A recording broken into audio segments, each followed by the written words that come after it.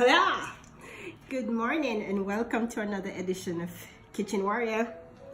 So, I wake up in the middle of the night last night and I feel for some stamp and go. Oh my gosh.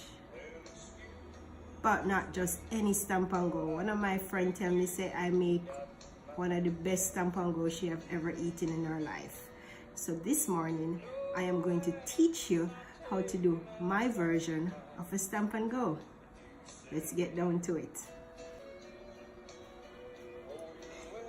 So first I have a cup and a half of flour right here, and I am going to add all my ingredients to it. So I have a tablespoon of chopped onion.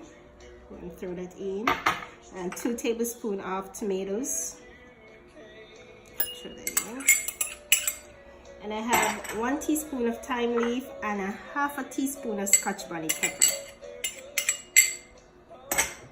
And then I have 1/3 cup of shredded codfish, or saltfish as we call it in Jamaica. There's no such thing as codfish in Jamaica.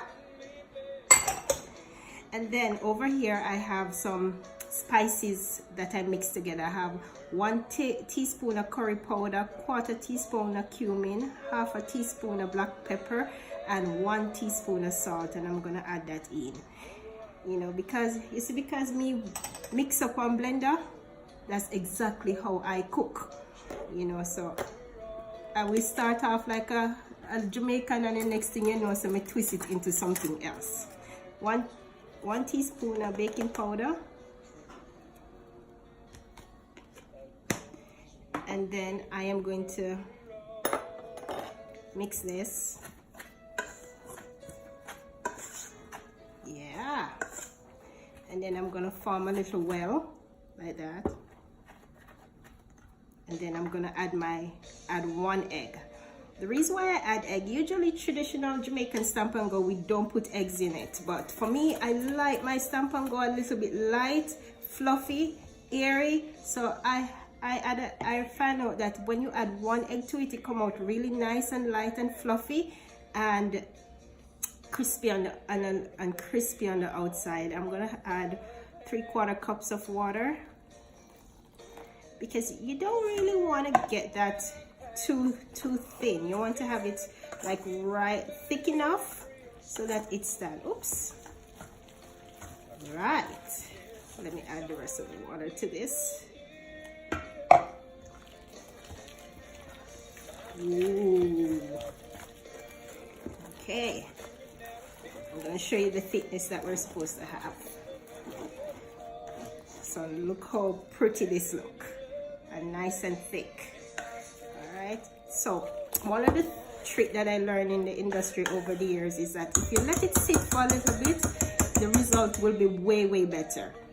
So I'm gonna let this sit for a good 5 minutes before I fry it. And then what happens is that I have 2 cups of oil, 1 cup of coconut oil, 1 cup of vegetable oil in a pot or heating. So while this is being rested, and then I am going to show you how to make my jerk aioli dip for my stamp and go, because I cannot have a stamp and go with something to dip in.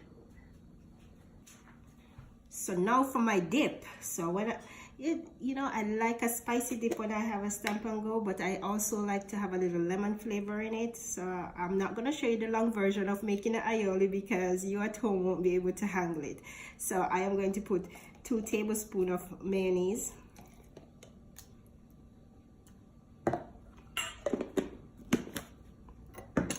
and 1 teaspoon of jerk. Walker's Wood jerk. That's my favorite jerk to use. Love that. And then I found these ugly lemons at the store. Remind me of a Jamaican lemon, and I choose to pick this one up. They call it the ugly fruit store.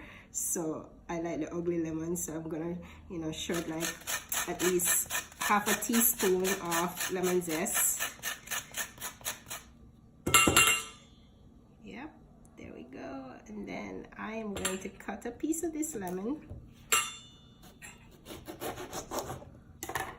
and I'm gonna squeeze a little bit into it, like half a tablespoon, and then I'm gonna mix. Yeah, And that's all. Simple and easy jerk dip for your Stamp and Go. So I'm gonna set that aside, and then we're gonna get our Stamp and Go ready. So when I'm making my Stamp and Go, what I usually use a tablespoon, you know, just to make sure that all my Stamp and Go is even. So we're gonna do a test to see if this oil is ready, and we just drop them in. Yes, it is ready. So we're just gonna drop, you know. Ooh. My goodness, looking so good in here.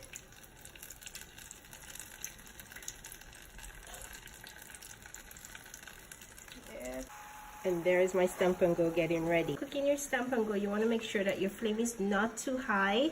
You know, keep it low, or like between medium and low. Right, so we're gonna remove these. The foam is because I'm using coconut oil, so you don't have to worry about that. Yeah, oh, these are looking really good.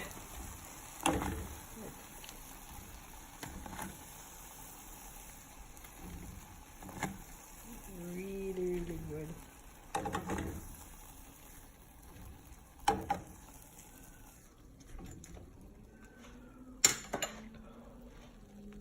Ooh, yummy. All right, I'm gonna show you how to set up a nice sexy plate now.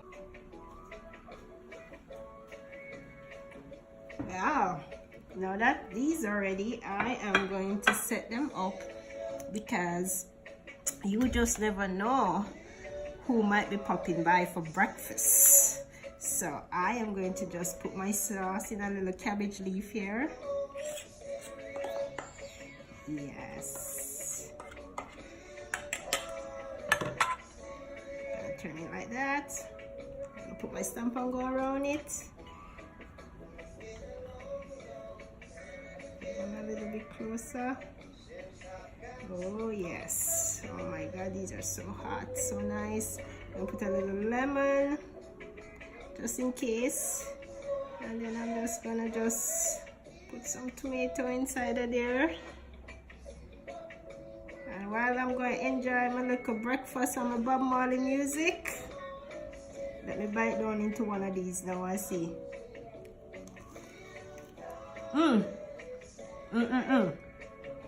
These are so light, so fluffy. Look at it, with steam coming out of it.